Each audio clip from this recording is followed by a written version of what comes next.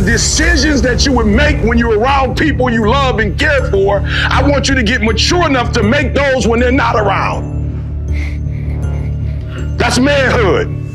Now we gonna grow up. This is how you gonna get to the next level. So there are a group of you, there are certain things you wouldn't do around the names that you wrote down. There are some things you would dare do around your mama. There are some things that you dare do around your daddy. There's some things you dare do around your grandma. But when your grandma's not around and you're hanging with your friends, now you're doing some stuff that maybe you don't even wanna do. But you've given up your decision because you wanna be affirmed. Nobody knew who Eric Thomas was when I was following the crowd. Nobody knew who Eric Thomas was when I wasn't making certain. I dropped out of high school. It was the worst thing I've ever done in my life. And it has nothing to do with school. I don't like school. What was the worst decision I've ever made to drop out? Why? Because my mom got pregnant with me at 17 years old. And my mom got kicked out. My grandma had 14 kids, south side of Chicago. 3-bedroom house, 1 bath. My grandma told my mother, either you get on welfare or you gotta go. And my mother said, this is the 2nd generation of welfare. I won't be the 3rd. A decision. My mother made a decision. She said, I'm not mad at you, Grandma. I'm not mad at my mama, but we're not gonna raise another generation on welfare. So my grandma kicked her out. Y'all gotta hear what I'm saying. My mom went through a whole lot to have me. Everybody told her, you 17, you too young, get an abortion. And I'll never forget when I got kicked out of the Detroit public school system.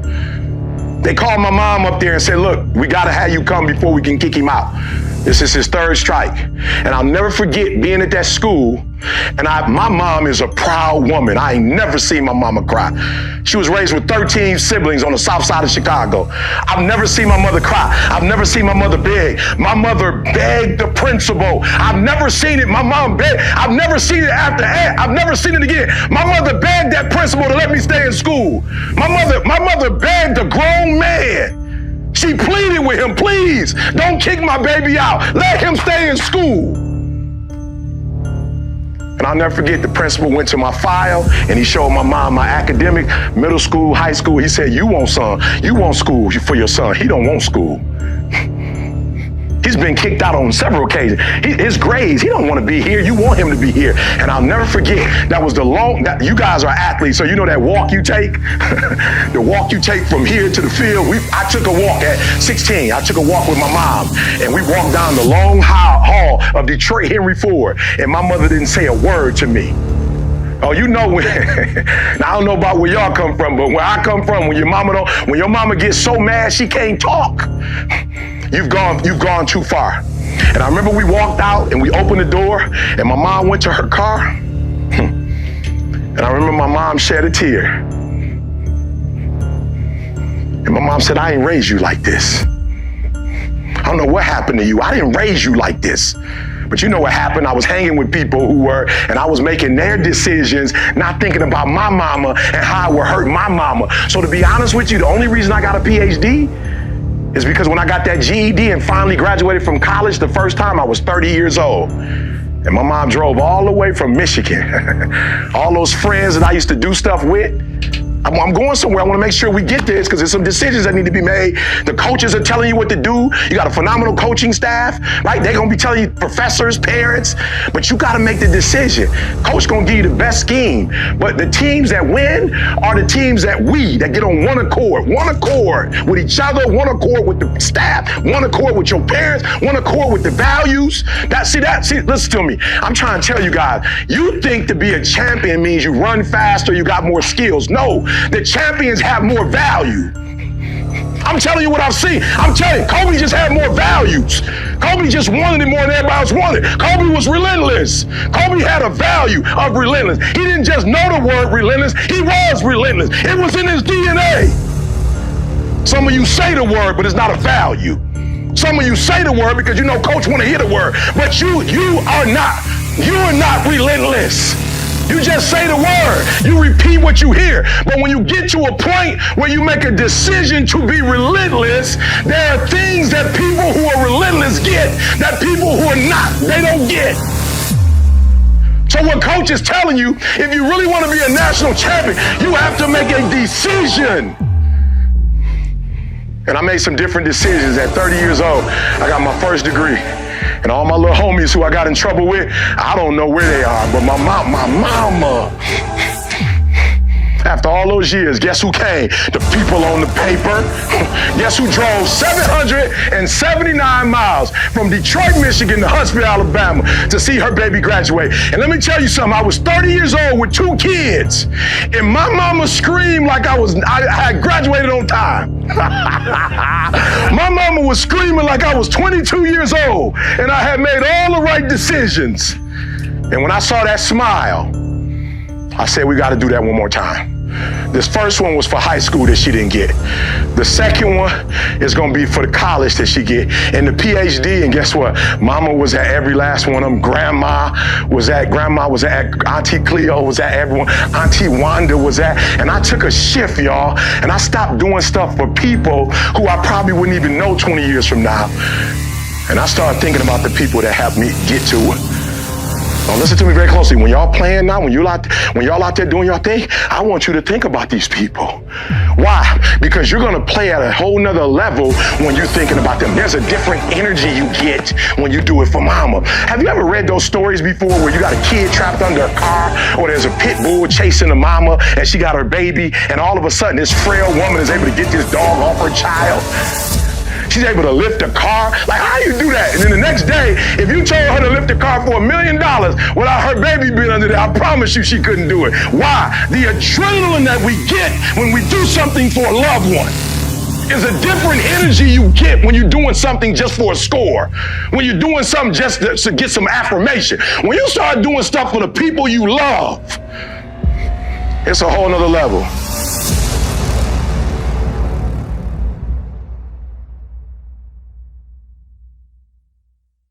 Because there's a part of you that if you don't get it checked, it's going to ruin every piece of success you ever had.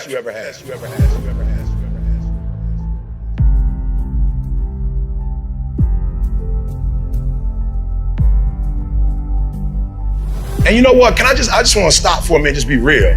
I am so frustrated going on the Instagram. I'm so frustrated with Instagram right now. I'm so frustrated with social media. It's so lopsided. It's so one-dimensional. You got folks on there, it's like self-actualization. Let me just watch. So food, sleep, water, whatever, clothes, safety, security, whatever, sense of belonging, esteem, self-fulfillment. It's at the top. Self-fulfillment at the top. When I watch social media, we stuck between the biological and physiological need and safety. It's like, that's all I'm seeing on the internet. And look, I'm not mad, y'all. If you could go, please don't take this the wrong way. If you could go and increase the size of your body, and that would attract a healthy man in a healthy relationship, and he gonna bless your kids, and y'all gonna get y'all life right, and y'all gonna be spiritual, man, go get 10 of them. I'm just being real. Look, do you understand the position I put myself in when I tell truth? You don't think I can get up here and lie and just say what you want me to say, and then and put my cash app up, and then you just start blessing me with money, and you just run up here and drop money all over here? You don't think I know how to do that? You don't look, I love you so much, I'm about to be demanding. So what I'm starting to see on the internet is these first two, and they acting like the first two is self-actualization. You acting like because you in Costa Rica that you made it. You acting like because you showing me a 5-star meal that you acting like you there now. You stuck on the first two. Are you stupid? You stuck on the first two, and many of you stuck on belonging, because everything you do, you gotta show it. I'm just trying to show you that there's something inside of you that's stopping you from going to the next level. You ain't got to show everything, but you gotta show everything, because something in you ain't demanding it. It still got control of you. And you know how I know it got control of you? Because if you don't post, or you miss the post, or the footage got whatever, you feel some type of way. You hurt now that you couldn't count. It's not enough that you're making money. You need everybody else to know you're making money. Some of y'all are killing the game. It's not enough that you're killing the game. They gotta know you killing the game. And they ain't even nobody. You sick. You sick. You trying to show nobody that you somebody. I just want to make sure you hear what I'm saying. You trying to show nobody on the internet that ain't been on no chapter of your life. You trying to show them you don't realize you sick. Am I mad that you got a Bentley? Listen to me. If a Bentley could make me right as a human, I'd go get one for me, my wife, my daughter, my son right this second. Not even lease it. I'll pay for that joke in cash. If them nice doors, the way they open, if that could heal the sickness that happened between me and my mom and my biological father, I'd go get 4 Bentleys right now. I'd go get 2 for myself because I'm sick and pay for them in cash and trick them jokers out.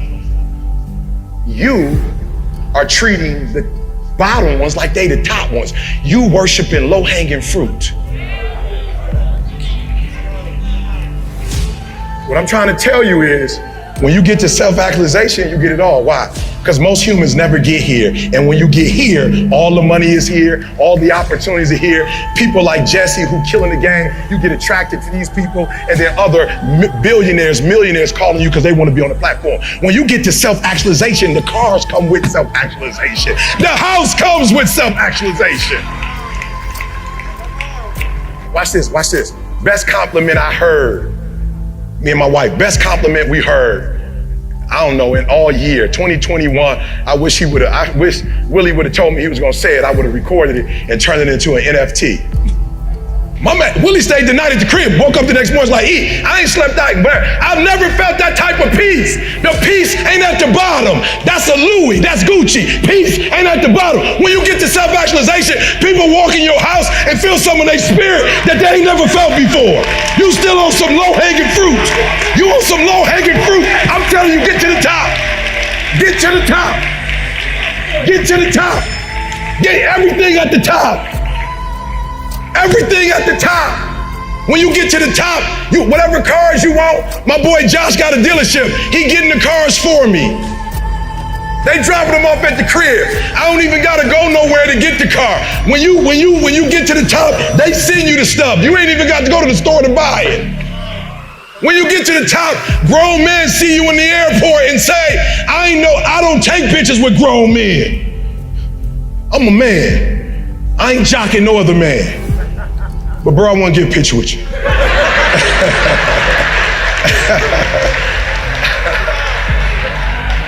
I want to get a picture with you, bro. I was about to lose my wife because I was on some dumb stuff, and you helped me to understand the value of my wife, and you helped me to stop playing. And now I wash dishes, and now I iron clothes. I never was taught to do that. Crying. So let's go back to the first one real quick. I just want to help somebody. Get off the internet if you can. Like, use it, it's a wonderful tool. But we stuck at everybody's showing stuff. Bruh, I'm not tripping on your car. I'm not tripping on your whatever. We blessed. As humans, we get to get up and we get to dress a certain way. When we come out, we get to show the world whatever. I want to see your crib. Like tripping because you got a Bentley. What kind of life you got? Nobody tripping because you got money. What kind of life you got? But trust me when I tell you, when you get to the top, they all gonna become. And why? Because when you get to the top, you start elevating past them. So the people that just own money, you could pass them up.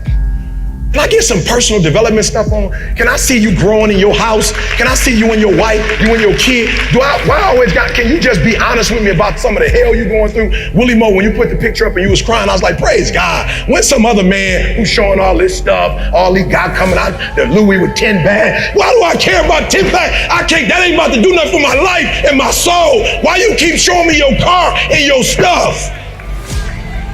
You might really be there. Can you show me how you got there? Without putting a price tag, can you show me how you got there without turning it into a program and selling me a program and you only giving me the piece of the doggone program? You ain't even really giving me the real. Can you stop manipulating me and just tell me the truth like God bless you? Can you bless me like God bless you? Why everything gotta be attached to money? Why? Because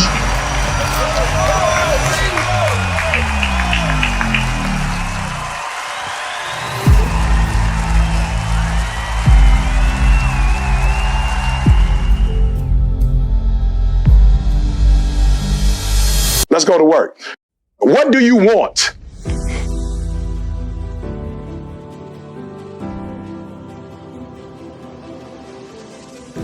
Write it down. What are you trying to get from this program? What do you want?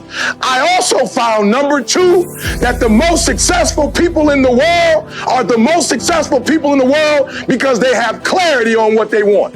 I have discovered that the less people know what they want, the more destructive their lives are, the more depressed they are. I've discovered that the more a person knows what they want, the more relentless they are. How are you going to be relentless and you don't know what you want? How are you going to be relentless when you don't know what the goal or the target is? CJ and Carl said, I'm actually blessed to be writing a book. I've got a publishing deal. And as I was working with my writer, she was talking to CJ and Carl, and she was just saying, tell me something about E.T. And they said, I'm going to be honest with you, E.T. wants it more now than he's ever wanted it before.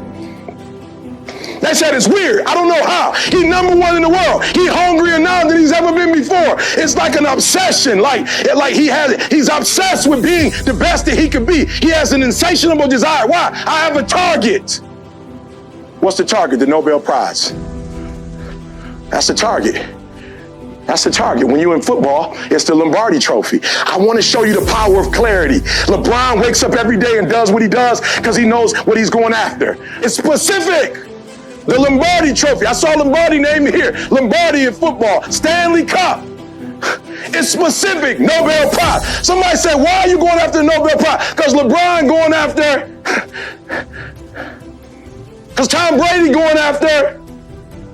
I'm going after what Martin Luther King went after. I'm going after what Gandhi went after. I'm going after what Mother Teresa went for. I'm going for what? I'm going for the Nobel Prize. And that's why I wake up with so much passion every day, because I know what I'm going to get. I don't wake up for a car. The car gonna come with the Nobel Prize. I don't wake up and look for money. Money come with the Nobel. There's no Nobel Peace Prize or Nobel winner that's broke. There's no Nobel winner that was in poverty. There's no Nobel Prize winner that you don't know, that they don't have recognition, that they don't have impact. So I don't have to chase that stuff. I'm chasing the Nobel Prize. You owe them your best. No excuses. You're not kids no more. You're an adult male now. You owe. Somebody worked hard to give you what you have. You at least owe them what you said you was going to give them. No more. I'm not asking for no more. But whatever you told coach and the coaching staff you was going to do it. Girlfriend or no girlfriend. Do it. Tired or not tired. Do it. You said you was going to do it out your mouth. You're a man now. And a man is only as good as his word, not his emotions. Your emotions don't win championships. Emotions don't build buildings. Emotions tear it down. So whatever's going to cause you not to be your best, stop it. You owe somebody in this room. I'm here today because I owe my mother, and I did her wrong. I owe my mother. The best thing I could have ever done for my mother was graduate from high school so she, like every other parent, could sit in that room and hear her last name call. And I blew it. I didn't give her that. But I will spend the rest of my natural life. My grandma was proud. My grandma said, what was that? What was that? That was Wingstop, Grandma. I'm going to Wingstop. Grandma told my father, go get me something from Wingstop. My baby was on Wingstop. My auntie watched the sermon I do every Saturday. She watched and texts me, are you hearing what I'm telling you? You owe people. You didn't get here on your own. Somebody made a sacrifice before you. You owe it to this university to bring a national title. That's a legacy. That's a legacy. Your responsibility is not to come here and just eat off the legacy. Your responsibility is to come and defend the legacy. Because if you don't defend it, it won't be here 5 years from now. It won't be here 10 years from now. I'm writing a book. I'm not writing a book for myself. As a matter of fact, I told them, keep the $400,000. I don't need it. Give me 50-50. I don't need y'all money. Give me 50-50. They said, why you want 50-50? Because this book is for my grandkids. We're going to make millions and we're going to make sure they have something when they come. And the kids are already straight. Why? Because of the decisions that I made. I made some decisions not to play video games. I made some decisions not to watch TV. I made some decisions that I want. What do you want, Ed? I want a better future for my kids than I had. And I love my mom. And I love what she did. But she had me at 17 years old. It was a child raising a child. And there was some dysfunction in there. Is this generation going to be perfect? Absolutely not. But we're going to set each one up to be better. What do you want? Not what do you want to get. You're a man now. Not what do you want to get. Not what do you want to receive. What do you want? And what do you want to do for this program?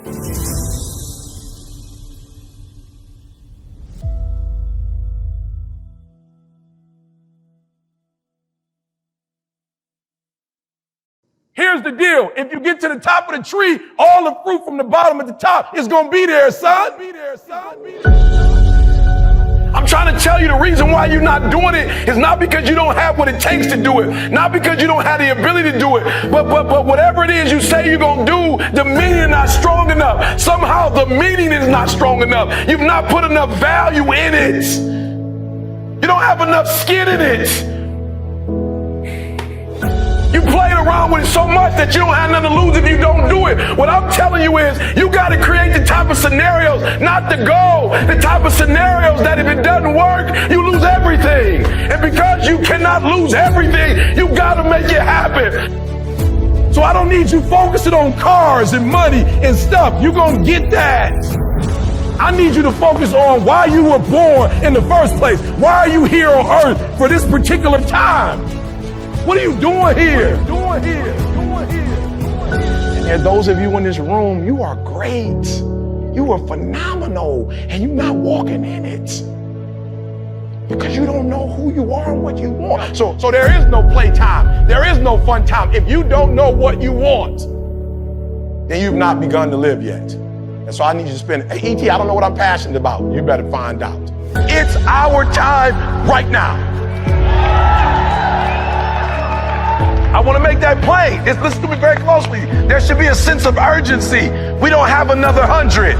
We don't have another 150. We don't have another 175. We don't have another 200 years. They talked about the legends. One day you will be gone, but you may not necessarily be a legend.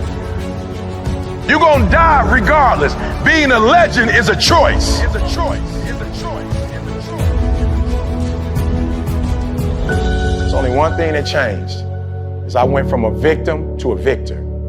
The only thing that changed, guys, is my perspective about life. I realized that nobody owes me nothing and nobody's probably gonna give me nothing. And if something's gonna change, I'm going to have to make it change. I activated. Like you don't see that on YouTube. You don't see that on my TGI. It's a dog fight. My wife, 7 legions found on her brain. It's a dog fight. It hasn't been easy. It's a dog fight. The road hadn't been success. Like it's just a paved road and like E.T. go this way. It's been rough. It's been crooked. It's been hard. But I've made up in my mind that I will get a reward for the pain that I go through. I will not stop in the middle of the process. I will not be defeated. I will not be destroyed. I will take everything that happens in my life and I will allow the pain to push me to greatness. You will not break me. You will not stop me. You will not defeat me. The only way I lose is if I quit. It's going to be a dog fight. And so if you're ready to quit, then don't get started. If you're ready to quit, don't get started. If you're looking for this easy path, don't get started. If you think they're not going to close the door on you and say no 1,000,000 times, don't get started. But every time they close the door, I just get excited. Why? Because I am not a no. I'm one yes away. I'm one yes away. You can't keep telling me no forever. You can't keep denying me forever. This type of energy, this type of passion, you can't stop it. You can contain it for a while, but you cannot stop. This is life. And you can't defeat me. Look, that's my whole message. It's just gonna take me some time to get you there. I can, I will, I must be demanded. I can, I will, I must be demanded. I can, I will, I must be demanded. You gonna get it, I can, I will, I must. When you feel it in your spirit, I can, I will, I must be demanded. I can, I will, I must be demanded. Demanding. demanding.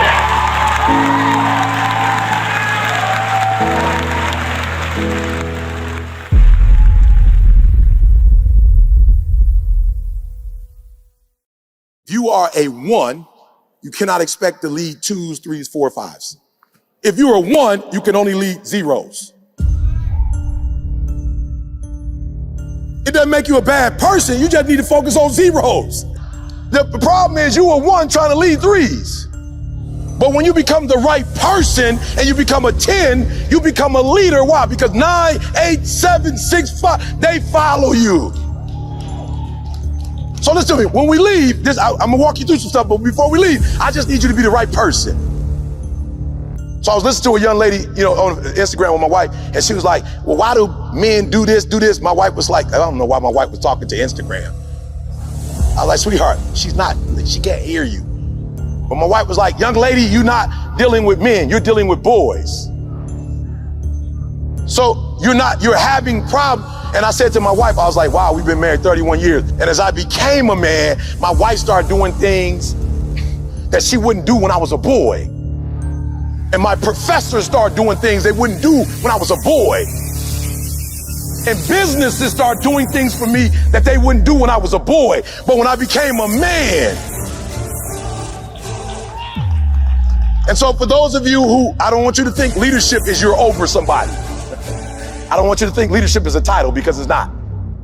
Leadership is you become. So I want to say it one more time. We're going to get started. Kia said to me the other day, I was speaking somewhere, and he was like, a marriage thing. And he was like, man, I can't wait to get married. I was like, whoa, relax. He's like, I'm trying to find love. I was like, you can't find love. Like, it's nowhere. Like, if you could find it, I would tell you where it is. But you can't find it. I said, here's what I want you to do. I want you to spend time becoming a man. And somewhere in this world, she's becoming a woman.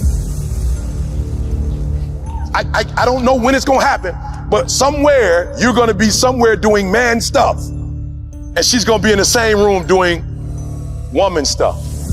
And y'all gon', as a matter of fact, here's what blew my mind, right? I just figured this out about 3 or 4 years ago. I've been with Dee Dee since 90 we got married, 87 we started dating. Some kind of way my wife and I were talking about 3 years ago. And I come to find out that my wife mother was close to my family. I didn't know her. And my wife was at the same funeral with my 5-year-old cousin when he died. I was about 7 years old, she was 6. We were literally in the exact same location at 6 and 7 years old. We both were at the funeral, but we didn't get married or meet each other then because we were both kids. But when we both grew up and realized what we wanted to do in our lives, we collided at a church and we went to college together and got married after our freshman year. Today is about becoming. And once you become, you won't. So I'm not number one in the world. Listen to me. I see you. I'm not number one in the world, guys, because somebody told me to go on YouTube. Nobody told me to go on YouTube. There was a recession.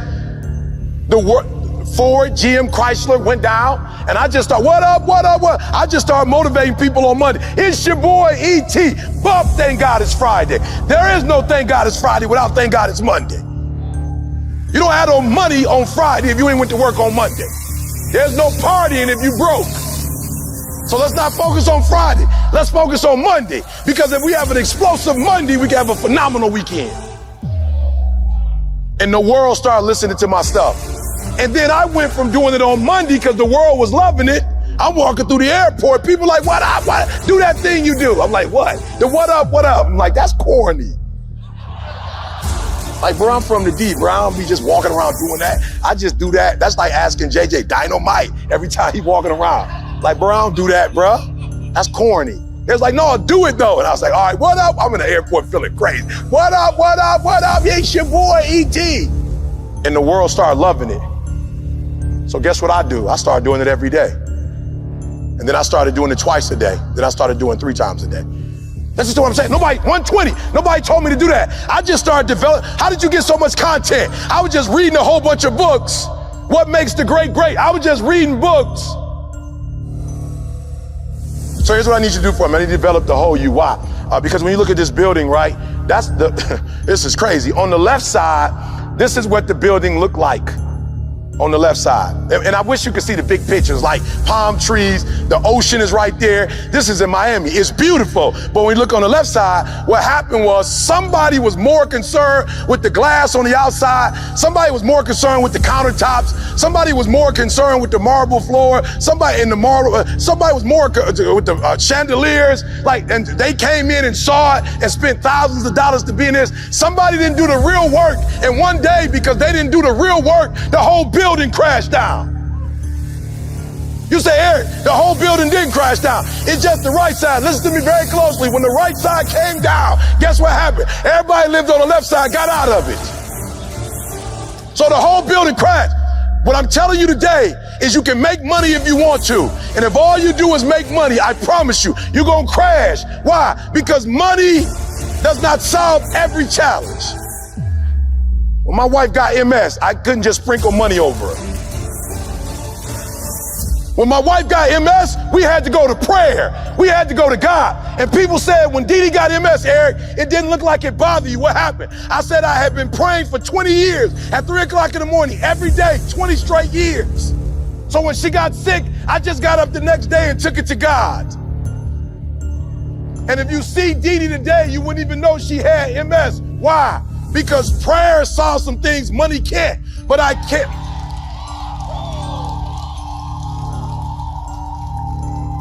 Well, listen to me very closely. I cannot go to the gas station and pray over my tank. Our Father which art in heaven, hallowed be some gas. So I'm not saying one is better than the other one. I'm saying when we die, if there is a heaven, you can't take your money there. I'm saying health, right?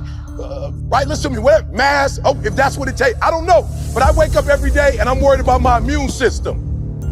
I'm doing 30 minutes on the Peloton. I'm running a half hour, hour a day. Listen to me, I'm taking vitamin D, vitamin C. Are you hearing what I'm saying? I'm getting my cardio up. I'm trying to tell you, it ain't just one thing. You can't just do one thing. You have to be balanced all around. You can't just be obese and just take a shot. No, listen to what I'm trying to tell you. I'm telling you the truth. I can be like an entertainer and tell you a lie. You got to do the whole thing. Why don't you develop you? Why don't you develop you? They developed the company, a phenomenal company. Now it's time for you. Listen to me very closely. I don't care how much money I give you. You're going to blow it if you're not financially developed. And what do you mean by that, Eric? Here's how I blew up. I blew up because just maybe last 2020, my wife MS, so I moved her to California only in the winter. It's a vitamin D deficiency, so we live in California in the winter. It's rough in Detroit on her body. Listen to me very closely. I live in listen to me, when people come to my house, they like, yo, you the number one motor. My boy Willie Moe Jr. just came. He was like, you ET. And he walked in my house like, bro, you live in a 2,300 square foot home. I was like, actually, it's 2,278 square feet. Not quite 2-3. That's how I blew up. Because I never bought a house to impress people. I bought a house to take care of our needs. No, I'm not saying there's nothing wrong with a big house or a mansion. I'm not saying that. I'm just telling you, when I bought my house, I didn't buy for you. I bought for us. I didn't buy so you could come over and go, whoa. And so when my boy left, he said, man, E, I've never seen that in my life. I was like, seen what? He was like, the peace that's in your house. That's whole. He didn't say nothing about the car. He didn't say nothing about the 2 paintings my wife had that she bought from Home Goods. He didn't notice the Home Good. He didn't notice the artwork. It took her hours to find those pieces. He said, I never got that type of rest before. There's a spirit of one accord in your home. There's a spirit of peace in your house. So I need y'all to do me a huge favor. I need you to do me a favor. Don't hang your hat on one area of your life and think you're successful.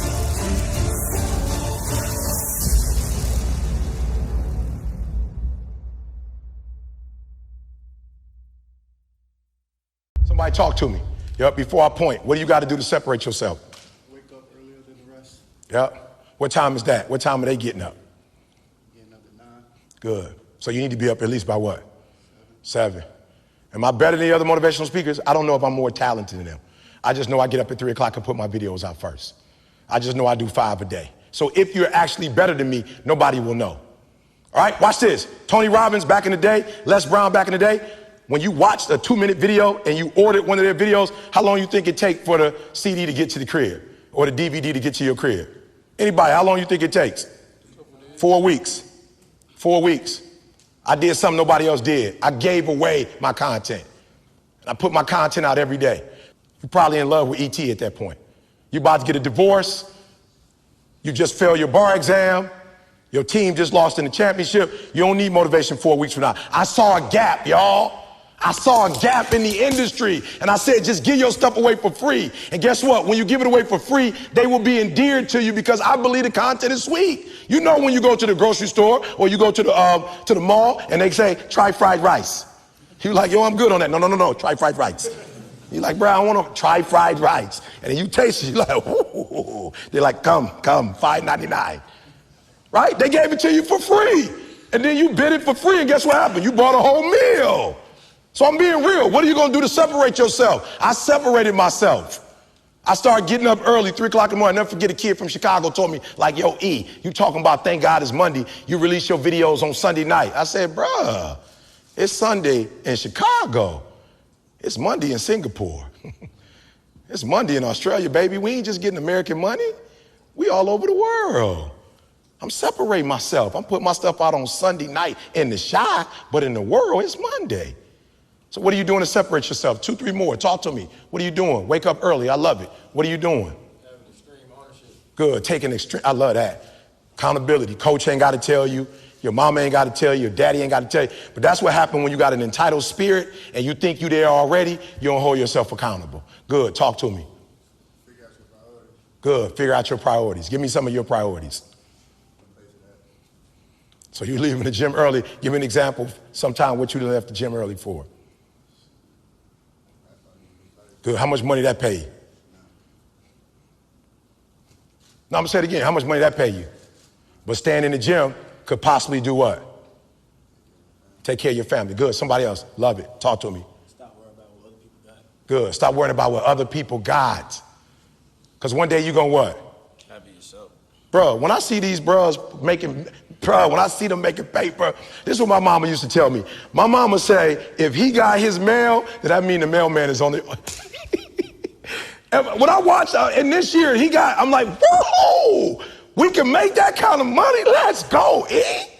And guess what? It don't mean I'm gonna make the same money, but it shows me I can be a millionaire as an African-American male who puts in the time with his craft.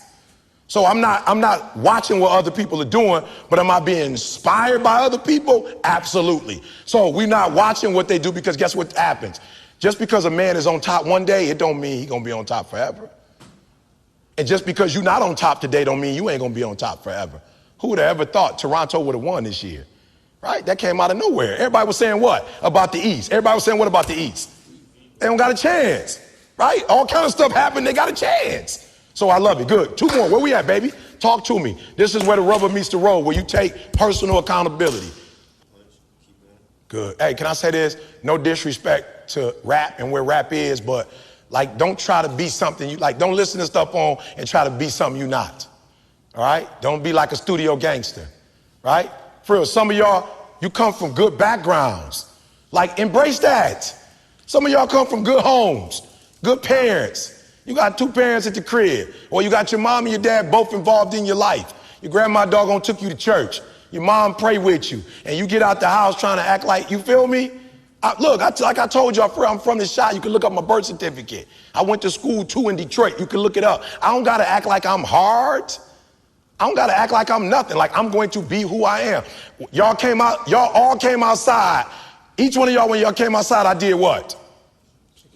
I shook your hand and looked you in your eye and said, what's up? And I said what to you?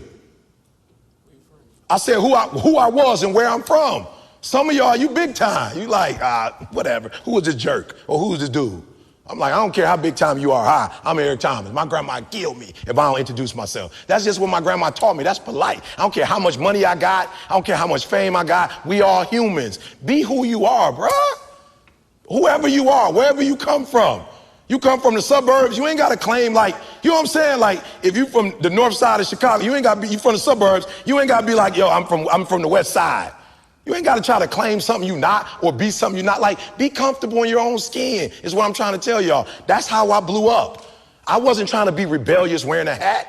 I'm from Run DMC era hat, LL Cool J hat, the Fat Boys hats, UTFO hats. That's the era I'm from. I've been rocking 5950s since I was 16 years old. The shoes, that's my game, bro. I don't do shirt and ties. I think a black man in a suit and tie look phenomenal. I just don't do shirt and ties. I'm from the D. My people worked at Ford, GM, and Chrysler. Didn't nobody wear suits to the plant. We hard hats.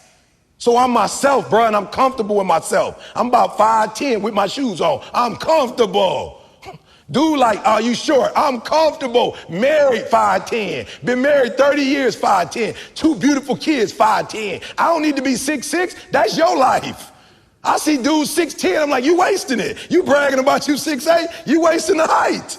I'm using all my 5'10", bruh. I'm using all of it. Not to be funny, I ain't never got beat up. I use all my 5'10". I ain't been broke. I use all my 5'10". I use my mouth. I don't dream to be 6'4". I love my life. Y'all gotta start loving your life. And whether you make it to the league or not, you are not who you are because of the league. You are who you are because of who you are. And if you make it to the league, then the league is gonna be blessed with your presence. Are you hearing what I'm saying? Be comfortable on who you are. Be comfortable if y'all poor. If you come from a family right now that's broke, use that to your advantage. I use that to my advantage that I was a high school dropout, that I was homeless, that I ate out of trash can. I love dealing with a dude who think because he come from money, he better than me. Let's go. Let's go. You got money, but do you got that dog? Yeah, you got money, you got privilege, but do you got that dog? Do you got that stamina? So yeah, you might have something I don't have right now, but if I work hard, I can have what you have. So as I leave, guys, if you a person who respect, like when you walked outside, if you speak to people, just because the people you running with don't speak to people, don't you do what? Don't you not speak? You like, yo, y'all do y'all. But I speak. What's up, bro? Like my man gave me a firm one when we was out there. He gave me a firm one. I remember him because of that. He looked me in my eye and said his name. Are you hearing me? Don't forget who you are. Don't forget where you come from. My last name is Thomas. I represent my stepfather who stepped in my life because my old dude didn't want to be there. I represent him. I could change my name if I wanted to, but everywhere I go, I respect the man who came in for me when my father wasn't there for me. My mom was 17 years old. High school, they told her to get an abortion. I respect my mom for not getting an abortion, and so I respect the last name. Everywhere I go, I bring my mama pride. Everywhere I go, I bring my sister's pride. I bring my son's pride. Everywhere I go, I bring a pride. Son, you ever had you been out on the block somewhere and heard some bad news about your dad? I ain't perfect, but had somebody come up and tell you something that was embarrassing to you about me? I got kids, the decisions I make. My son has to deal with the decisions I make. My daughter has to deal with the decisions I make. Your mama and daddy and your family have to deal with the decisions you make. So tomorrow, when you start training, train like this, it's your life, not a game, like this your life. Like this the last opportunity, the only opportunity. Give it everything you got. And if you fail, you can at least do what? Come on, you can say what? You tried. But if you don't go out there and give 120%, you're not a man. A man don't always put forth effort and accomplish his goals. As men, we fail too. We don't always do everything perfect, but if you're a real man, you try. Are you hearing what I'm saying? If you're a real man, you try. I said my biological father wasn't no real man, not because I'm mad at my man, but he wasn't there. When you played football, how many games did I make? When you broke your femur, who was at the hospital? When you graduated from high school, where was I? I've always been there. I ain't trying to tell you I'm the man because I got money. I'm the man because I have a responsibility and I live up to my responsibilities. I give 120% of everything I do. That's all I'm asking you to do. So when you go out there, stop playing yourself. Don't disrespect this game. Don't dishonor this game. If you're going to go out there, don't go out there with just skill. Go out there with skill and go out there with will. At some point, I see y'all in D1. I see y'all every year. I do the NBA draft. What is it called, son? Transition rookie camp. I'm there. So if you make it to the league, I'll see you there. I'm here for you. Some of you come from a very great support system. You don't need no more support, but some of y'all need support, right? And I'm here to support you. If that's you, pull out your phone. I'm gonna give you my number real quick. Bible says give honor where honor is due. CP3 know people all over the world. He and his family can have anybody here. And he brought me here. So on behalf of myself, my son, and my family, I just want to say thank you, bro, for the opportunity, man. Thank you, guys.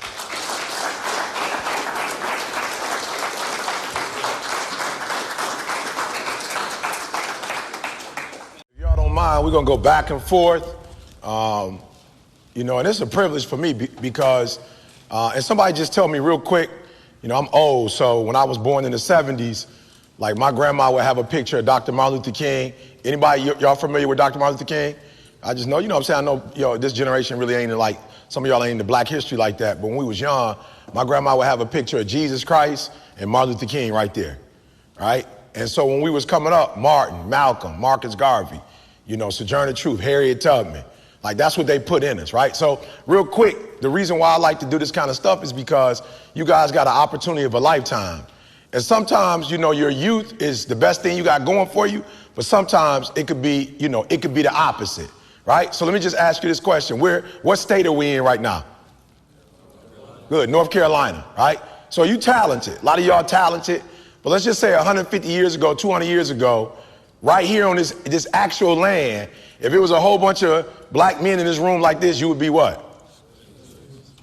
You feel me? I just want to make sure y'all get it. So I know you sweet. You like, I'm a baller, I'm going to the pro. I get it.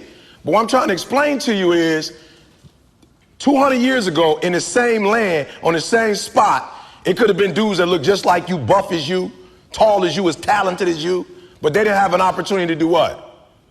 They couldn't go to the league. They could only go where? To the fields. And they had to work from sun up to sundown. So hear what I'm saying. Opportunity. You have an opportunity of a lifetime. And what I'm trying to get you to understand is when you understand you have an opportunity, you play a little different. For real, like when you realize it. So I'm a high school dropout. So when I got my first opportunity to speak, just like a lot of you, I don't know, tell me the age. When you first picked up that rock and was like, yep, this is me. How old were you when you was like, yep, I can do this? 10 years old, 10, 11 years, that's big. How old were you? 12 years old. How old were you? 13. You talk to me real quick though. Give me that. So what was it though? You picked up the rock. What happened? Like, how did you know? All right, football ain't necessarily that. That may not be like I could do it, but this is what I want to do. What did that feel like? Good. And so what was you doing? Was you dribbling, shooting? Good, shooting, right? And when you were shooting, you was like, yep, I want to go to the league, right? So there's a league for you. But I told you 200 years ago, if you picked up a rock, there wasn't what? There wasn't a league for you. So you got a league now. So when I dropped out of high school and I started going to this church and let me speak, I picked up the mic. I was 16 years old. I picked up the mic. I'm not going to say it was the best speech I ever did, but when I picked up that mic and got off that stage, I was like, yep, I can do it.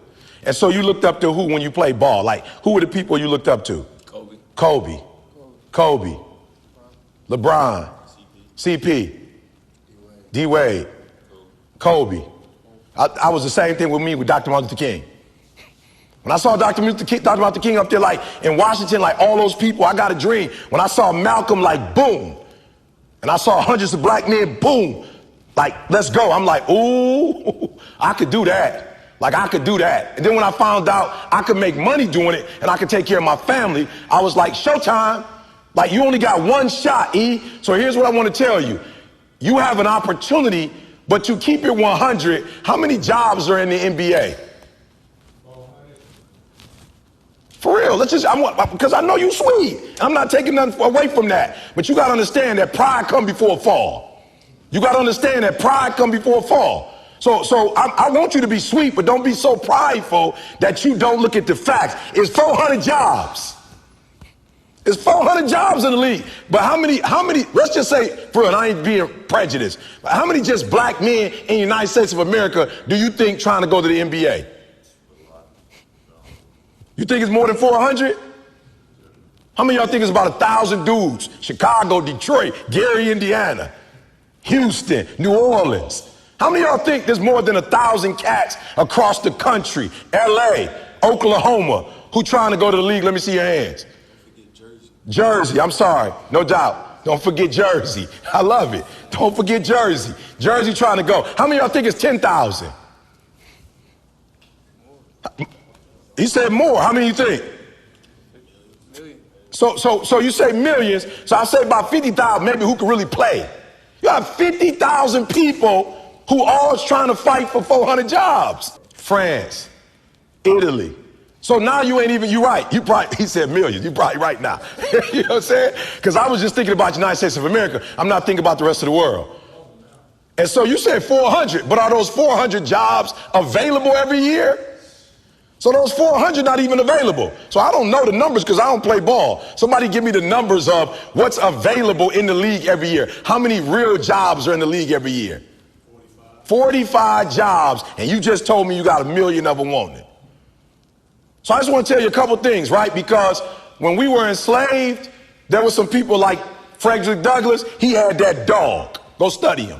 He was like, y'all ain't gonna lock me down. I'm good. I'm gonna get my own freedom. You're not locking me down. Right? There was people, Booker T. Washington, Frederick Douglass, like go back.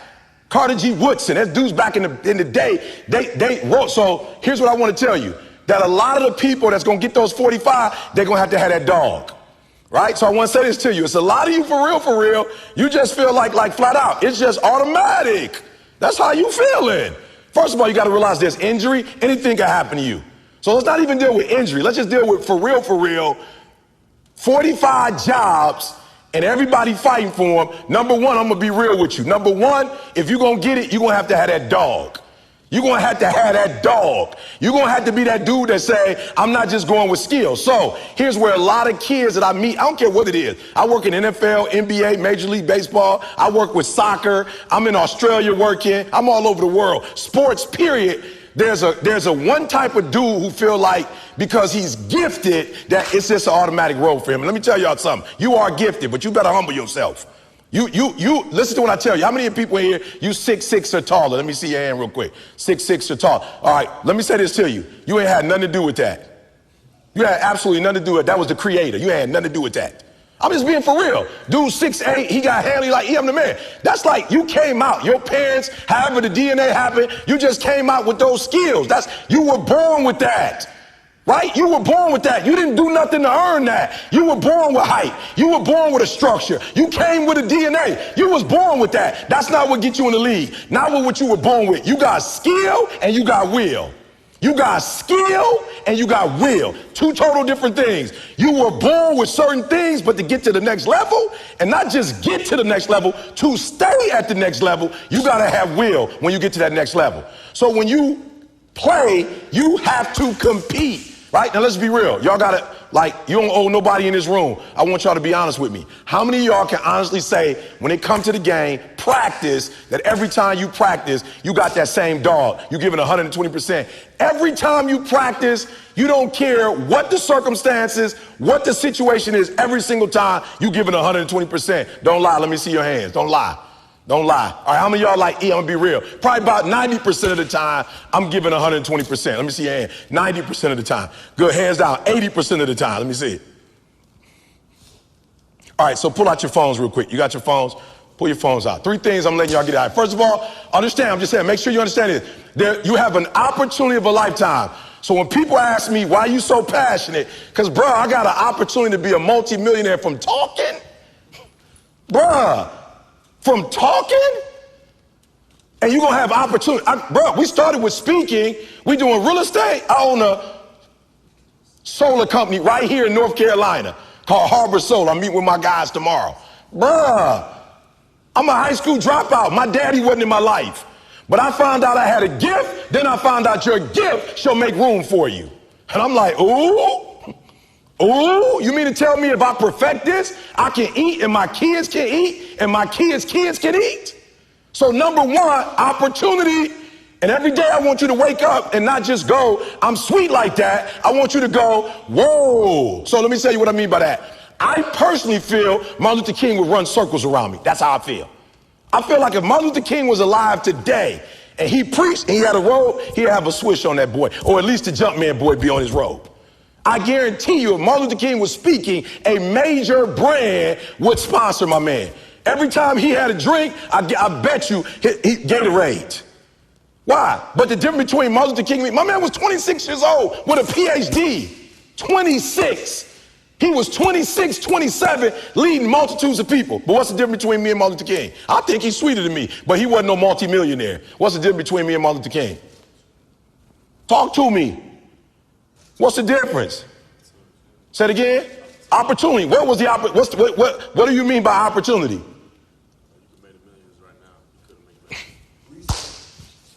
You said it. He couldn't do what? Why couldn't he make money in 1960 something? Why couldn't he make millions? What was happening to him? Instead of him making millions, what was happening to him? Segregate dogs. They sicking dogs. He in jail. They taking water on my man. They got police like brutality, beat my man down. I don't have to go through that. I got an opportunity. You got an opportunity. So here's the deal. When you have an opportunity, why would you give 80% when you have an opportunity? Somebody answer that for me. Y'all talk. Why would you give 80%, 70%? Why wouldn't you always give 120%?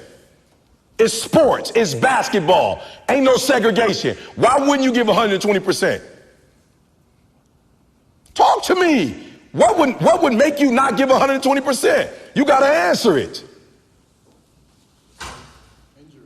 Good. Injury? All right, so how many of y'all don't give 120% because you injured? That's the only time you don't give 120%. Let me see your hand. Okay, good. Give me something real. Don't mean enough to you. Good. It don't mean enough to me. I want y'all to answer. Come on, because it's going to mean some of you answer it. Why don't you give 120%? Good. Who said that? Good. What do you mean you take it for granted? Good. You take it for granted. Good. What else? You think you got it. You think you got it.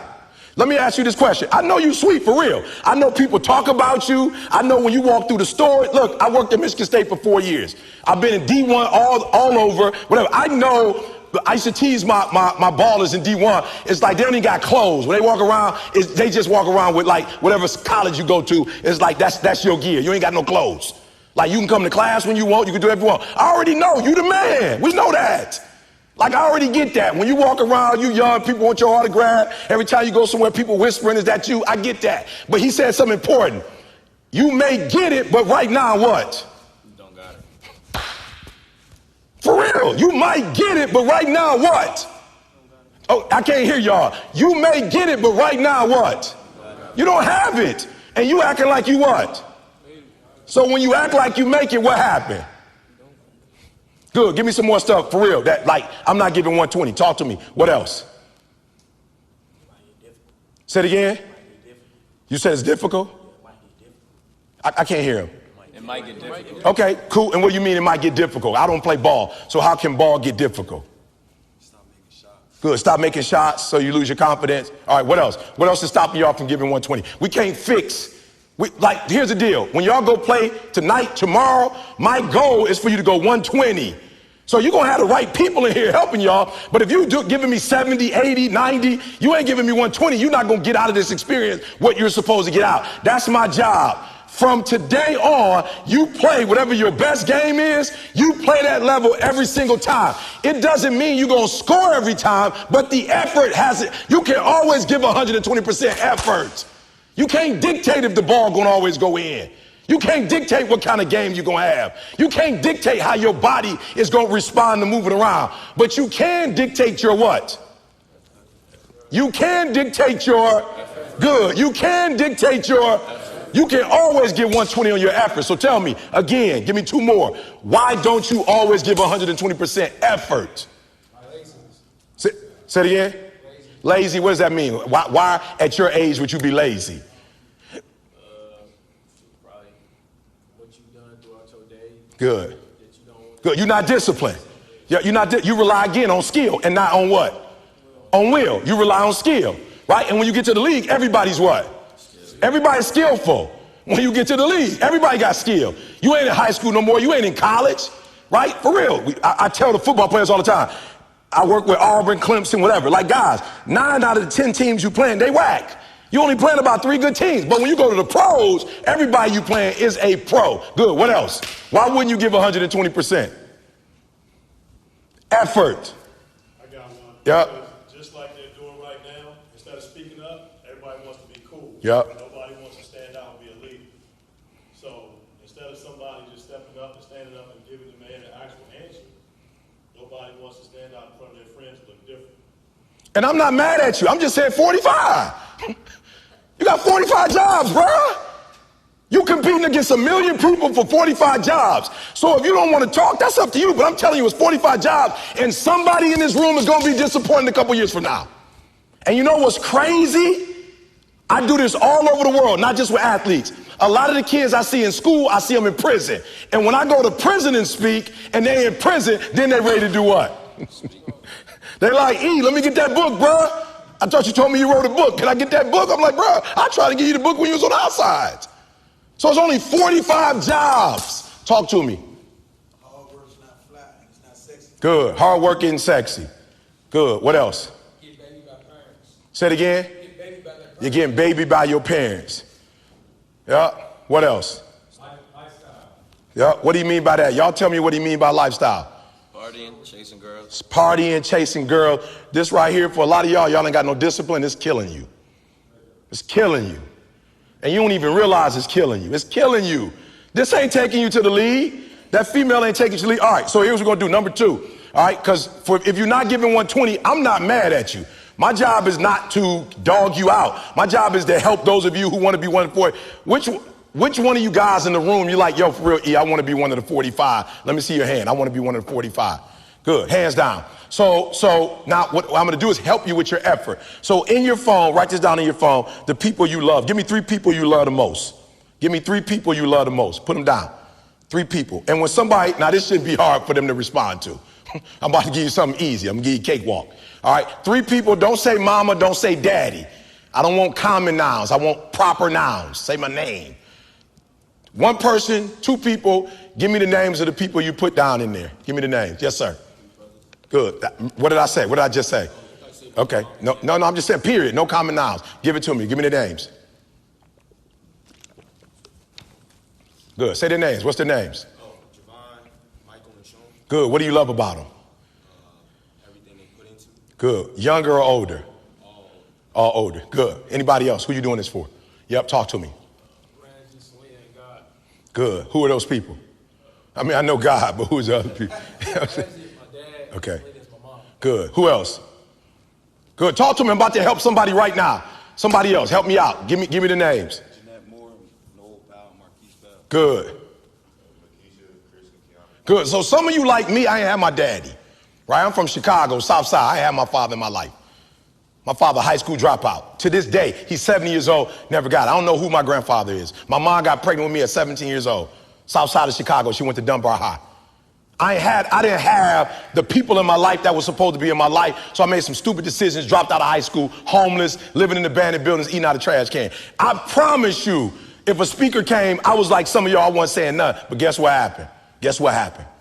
Yep, one day I got a why. I got married, I had a son, and everything changed for me. That's why I'm asking you, who do you love? So when people ask me, E.T., why you get up at 3 o'clock in the morning? Why you putting videos up every day at 3 o'clock in the morning on Instagram? Number 1, because I want to be the best that ever done it. Like, I honor my craft. I want Dr. Martin Luther King to look at me and go, that's it, kid. I want Malcolm X to look at me and go, that's it, kid. Just like you got the Hall of Fame in basketball, I want to be the Hall of Fame in speaking. I want all the greats to look at me and go, that's it right there. Number 1, I'm competing against everybody else in the world. I'm not mad at them. I'm not against them. But when you number 1, you don't have to negotiate with your check. When you I remember when I was like number 25 or something, they would be like, okay, you got to fly here, you got to fly. Now I tell people how I fly. I tell people where I stay, where I don't stay. So number 1 in the world, what happened? One day I woke up and was like, I got to do this for my wife. Like, I don't know what happened, but she called me like, yo, E, I'm lost. I'm like, what you mean we lost? We live in Lansing. You can't be lost. She's like, I'm lost. I got a brain fog. Took her to the hospital, found out she had MS. The doctor was like, look, this is the one thing we could tell you. Stress caused MS. I told my girl, you will never work again. I'm talking about, you talk about speaking, go look at me 15 years ago. I was all right. But when my girl got diagnosed with MS, I'm like, it's showtime. You will never work again. My son, I didn't go to college. When you finish high school and go to Michigan State, I'm cashing you out. My daughter, I'm cashing you out. Listen to me very closely. I don't come from no sports background. My old dude wasn't in my life. My grandfather wasn't in my life. My son in college with a 745 LI. I wasn't playing. He worked with Michigan State basketball. He stayed where the athletes stayed. I wasn't playing. I found out I had a gift. I started thinking about what my mom need, what my sisters need, and a lot of y'all, you selfish, flat out. How many of you in this room? Some of y'all, you good. You don't make it to the league, you tight work. That ain't all y'all. How many of y'all, your mama really need you to go to the league? Let me see your hand. Hands down, I'm gonna say it again. How many of y'all need to move your mama out that neighborhood and y'all need to put your mama in another neighborhood and the league is how you gonna get there? Let me see your hand. So what I'm trying to tell you is, while you playing, it might be some cats in the league who really are going, or who do come from privilege, and you like thinking you them. I promise you, I ain't stupid. I ain't Tony Robbins. I don't come from where he come from. I don't come from where Kiyosaki come from. I don't come from where Zig came from. My mama barely finished Dunbar. I'm from the south side of Chicago. My mom married, then we moved to the west side of Detroit. I ain't had no safety net. I ain't had jack. And some of y'all practice and play like you got a doggone safety net. You acting like if you don't make it to the NBA, you got like some second opportunity that's gonna pay you $100 million. That's how you act. You act like, oh, if this don't work out, I'm cool. I'm just gonna go over here and do this boy right here. I'm gonna make 50 mil off this. How many of y'all in the room right now, your mama got a safety net? Sure, other than you making it to the league, you got another way where you about to make 100 mil. Let me see your hand real quick. For real, because that's what you acting like. Now, if your parents got that, hey, you good. But some of you, your mama ain't got that. So when you hoop from now on, I don't want you to see basketball. I want you to see your mama getting out the hood. So every time you get your handle straight, your mama is that closer to doing what? Every time you get your character straight, you heard what the man said. He said that they got to choose between the two of y'all. They not choosing the snotty-nosed dude who think he everything, who don't speak to people. You know, when they always pick me, I always ask, why y'all pick me and not the other speakers? They say, because you easiest to work with. Because when you come, you don't talk down to nobody. You clean up behind yourself. He just said, I'm a grown man. They say you clean up behind yourself. You don't cause problems, E. So I need you to do me a favor. 2 more things, I'm letting you go. Number 1, this is not about basketball. This is about who? Yourself, and then who? Your family. Who's in the league? Anybody? I know you said a couple people in the league. Let's talk about, real quick, I just want y'all to see this. What's it like?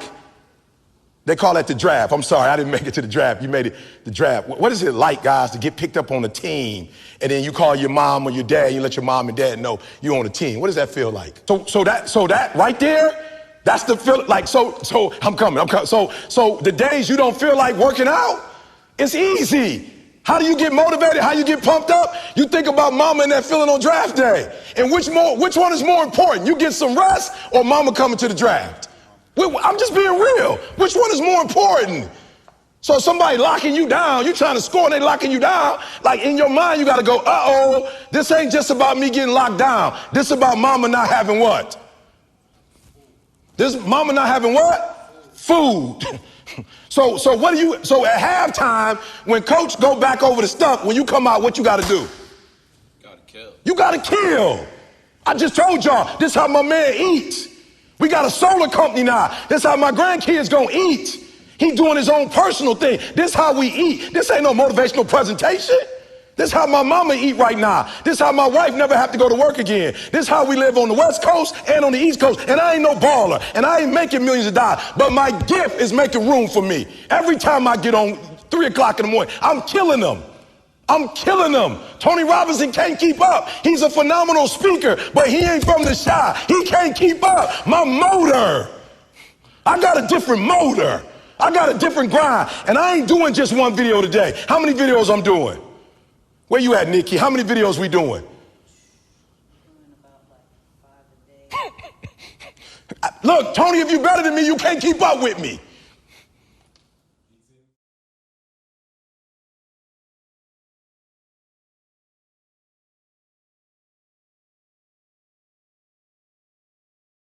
I'm not suggesting that you don't work hard in terms of an idea, but I'm trying to tell you, if you grind, you will be broke the rest of your life or you will barely make it. This society did not become rich by workers. It came rich by the people who knew how to put the workers to work. Oh, come on, somebody. I know, ouch, amen, whatever you want to say. It's the truth. This country got rich off of 400 years of not paying nobody. That's how they became rich. It's free labor. You making somebody work for 400 years for free? Yeah, you rich. You ain't got to pay nobody. You ain't got to do insurance. I don't get insurance. I don't even get like paid vacation. I don't even get to take no time off. I'm a slave and I'm sick. You got to go pick cotton. And then if you get sweet with it, Eli Whitty, you get sweet with it and make a machine, you're not about to get the patent to the machine. Your master about to get the patent. And you might get lunch regularly. But you're not about to get paid. Kill that worker's mentality. You value effort over execution. For real. I love it. I love it. I love it. The have-nots, you think because you put in 50 hours, even though it was at 70%, you think that's the same thing as execution, and it's not. I was with my wife the other day, and we had look, we just got overwhelmed with it. We never knew that many people was going to buy. Like I said, we don't know who we are in the earth. We know that many people was going to buy the journals. Like, it was just unbelievable. So we all had to, Carl's house, my house, we all packing books, putting it up. I promise y'all, the way my wife worked, I was like, yo, I can't do that. I just bowed down to her. I was like, wow, you got MS and still killing me. I bowed down, sweetie. I need a break. You know what I'm saying? I would have been a house Negro. I'm like, I can't do it. You know what I'm saying? I'm just being 100. My wife on some field stuff. I'm like, I can't do it, sweetie. I'm like, no, my wife was like, yo, when those boxes come in, those people ordered it. However many boxes come to our house, they must all be shipped tonight. I was like, boo, we don't even know how many boxes is coming. I said, can we count the boxes first? We have no idea how many boxes coming. We don't even know if we have enough supplies. My wife, that's a different mindset. My wife said when they come in the house, they will be packaged, and whatever post office she found out one point, I said, the post office closed at 4:30. She said the one in our neighborhood, the one up the street 15, 20 minutes away, it closed at 9:30. I said, how you know that? You know what I'm saying? I only know about the one by the neighborhood. She got a different mindset. So a lot of you think for real, like you put in a lot of effort and you looking at your boss like, what's up? But what you don't realize is your boss don't make money off of effort. Your boss make money off of execution. So I watched my wife grind, and we got them suckers done, and they kept coming in, and she kept doing it, and I was burnt out. I ended up getting a gig. I was like, praise God, I'm out. I was on the plane first class like, thank you, Father, for the break. You know what I'm saying? Bless her heart. Right? You entertainment seeking. E, did you see Power? Absolutely not. Did you see the Game of Thrones? Absolutely not. I'm trying to blow up. I'm trying to blow up after the blow up. I'm number one. Now I'm trying to find out what's after number one. And you know what that is? That's not a speaker. That's a businessman. So I'm trying to own as many companies as I can, get as much equity as I possibly can. I don't got time for the Game of Thrones. I'm playing my own games. Trying to sit on a throne, you know what I'm saying? Trying to get a throne. I'm just saying, for real, some of you broke and you still entertained. Like, I'm not even tripping on those of you who got money and you comfortable and you want to chill and watch it. I'm talking about those of you who are complaining about your job. You ain't got no money and you sitting here complaining about, but then you watching all the TV programs. That's a have-not mentality. The rich person made Game of Thrones. They don't even watch it like you watch it. They can't even enjoy it. They put that joker together. They watch it like, that didn't come right. Oh, Lord, she didn't say it right. They were off. Oh, man, okay, next episode. You sitting there in a house that you can't even afford. You in your mama basement watching Game of Thrones. You just comfortable. I just need to come out right now. See, give me a device on the next one. We could just start hitting folks in the face. Just blah. I need to bring you to your senses. You in your mama basement watching TV. All right. Pleasure before payment. For real, you like to get, you do things that you can't afford. For real, you do stuff you can't afford. And then you don't understand that this society is built rich off of people who like pleasure before payment. They making money off of you because you buy a car you can't afford and they charge you 5, 6 times more for it. They give you a house that you can't afford and you thought it was $300,000, but come to find out when you finish paying for it 15, 30 years later, that house wasn't $50,000, $100,000. Now it's about $700,000.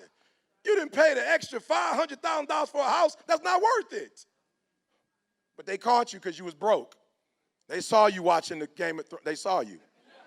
No, they laughing, Aunt. They think I'm playing. They got you monitored when you watch it. They know your spending habits. This thing is crazy. I wasn't even in Michigan for 4 months. I was on the road. I came back, went to like the Myers, and I just brought one thing, and they gave me coupons for everything I buy. I was like, somebody watching me. How they know I eat that? And I eat that. And I eat that. And I ain't bothered in a while. And they just gave me a coupon for it. They watching you. You just thought the mail came randomly. A car came to your crib, credit card. You're trying to start a business. You're broke. We're about to give you $50,000 at $2 million interest.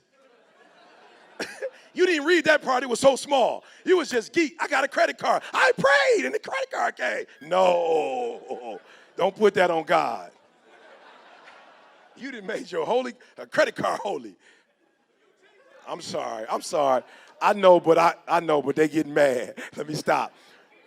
They don't value delayed gratification. You're undisciplined. Man, if I could go here, but I can't go here. Man, listen to me very closely. A lot of you could be millionaires, but because you're not disciplined, he pulls on a couple. Some of you because you're not sexually disciplined, you've had people take stuff from you and you've been in places and relate. I just saw 2 young women that lost their lives that was on some dating thing and went to some man. I was just like, yo, where they do that at? Where do you just trust somebody online that you don't even know? What was it about you that you had such a low self-esteem? And then it was twins, it was sisters. That you just gonna go to some man's house you don't even know? Come on. Then another young lady just went to jail. Her man told her he killed somebody and she took a saw and saw. I'm like, boo, you about to go to jail? I'm like, wow, is it that love that deep these days? People buying stuff. I'm like, well, you ain't grateful for what God, you got to get the extra hookups? I ain't mad at you, but if you do that, you understand what you attracting. And then you mad when you ain't attracting a successful man of character and integrity and God, but you're not putting that out. Okay, I'm sorry. All right. Listen to me very closely.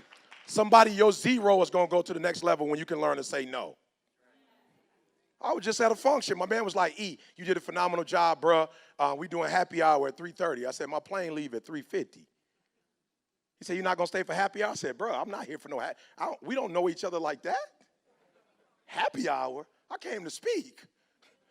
I didn't come to build no relationship with you. I didn't come to drink with you. Drink? Bro, I don't even drink. And if I drank, I would drink at home. I wouldn't drink in front of you and get loose like that and start talking crazy. You don't need to know me like that. You need to know me as the #1 motivational speaker in the world. Flawless. I'm not, but that's what you need to know me as. You don't even need to get close enough to me to know my faults.